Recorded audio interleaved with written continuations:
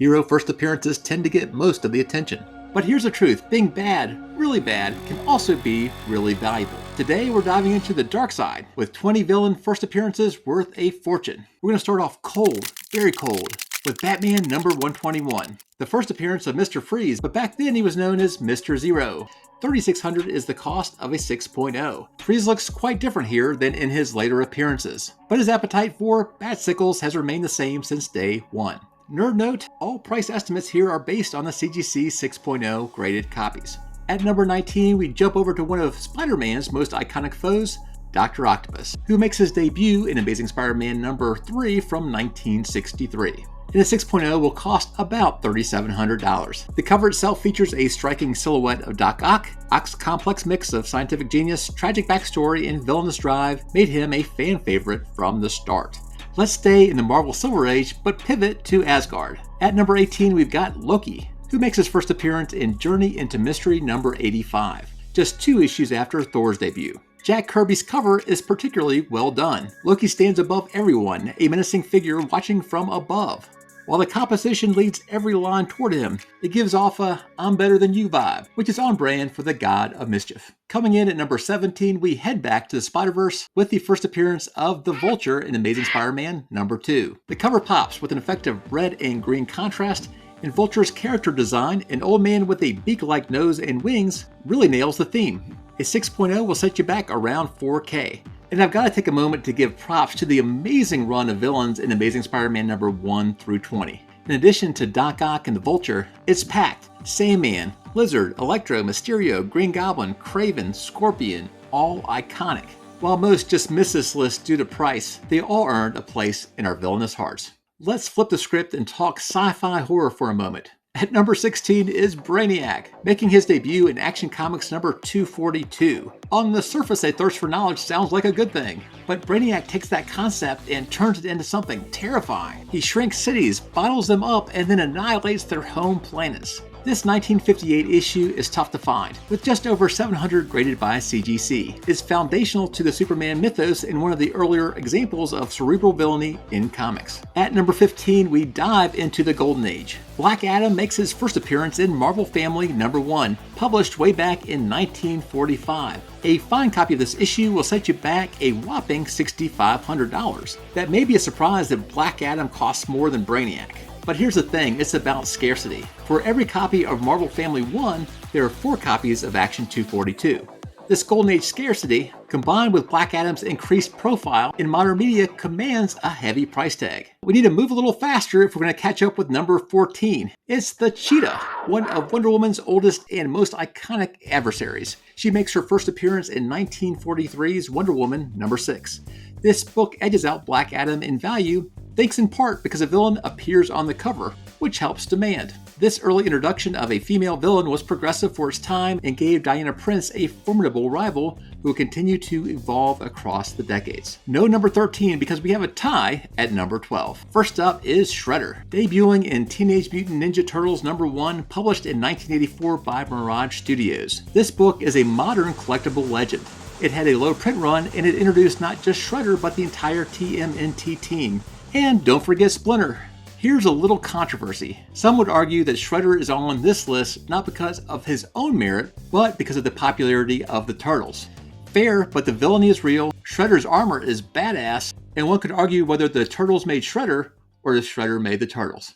Tied with Shredder at number 12 is World's Finest number 3. You might glance at the cover and assume it's just a cheerful romp with Superman, Batman, and Robin enjoying America's pastime, baseball. But hidden within is one of DC's creepiest villains, the Scarecrow, who would go on to become a cornerstone of Batman's rogue gallery. The issue costs around $8,000 in a 6.0. Not bad for a book that appears harmless from the outside. Speaking of outside, just outside the top 10 is the first appearance of Dr. Doom in Fantastic Four number 5.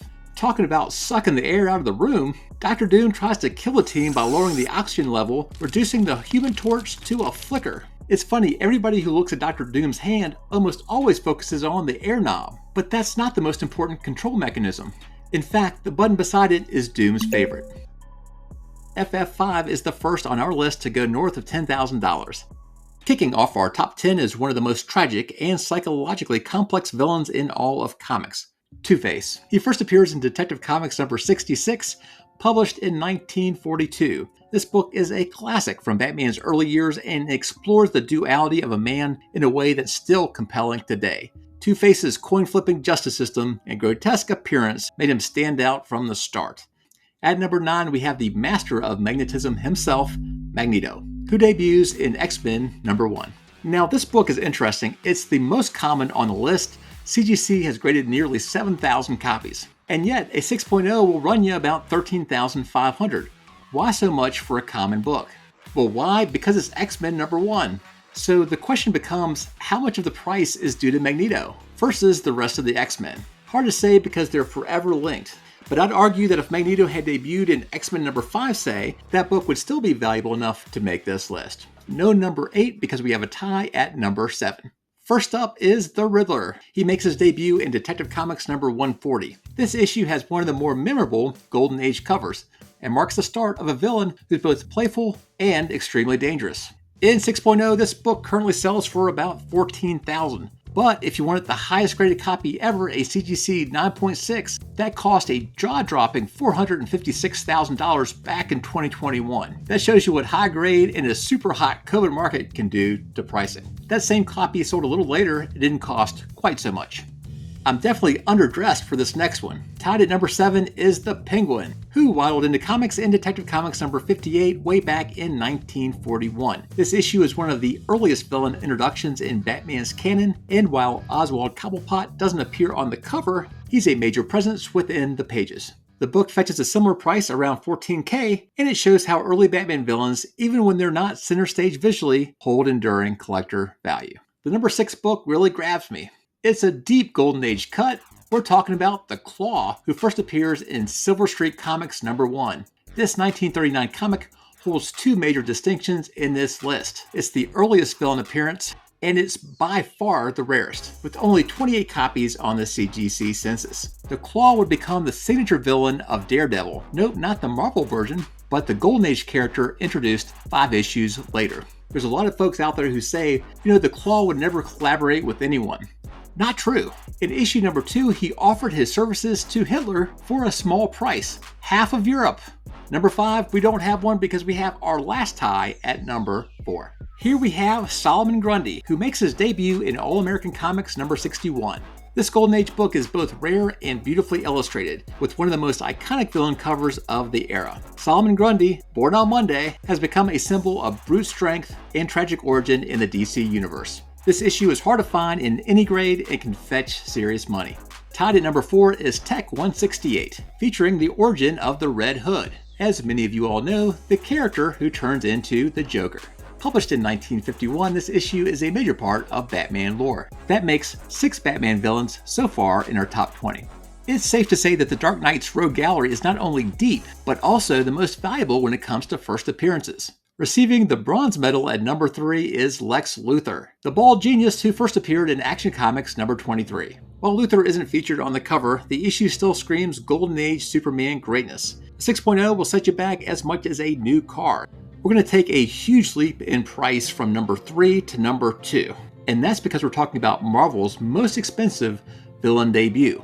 At number 2, we have the Red Skull, who first appears in Captain America Comics number 1 in 1941. Of course, the issue is also Cap and Bucky's first appearance, which explains a big chunk of its value. And if you want a 6.0 copy of this book, expect to pay $200,000 or more. Now, if you're curious about how much of that price is due to the Red Skull, again, we'll never know because Cap and Skull are intertwined in that first issue. Nevertheless, if you were to look at Captain America Comics number 3, the first cover appearance of the Red Skull, that book will cost you $40,000, which would still put him at number 2. So yes, the Red Skull is a major draw.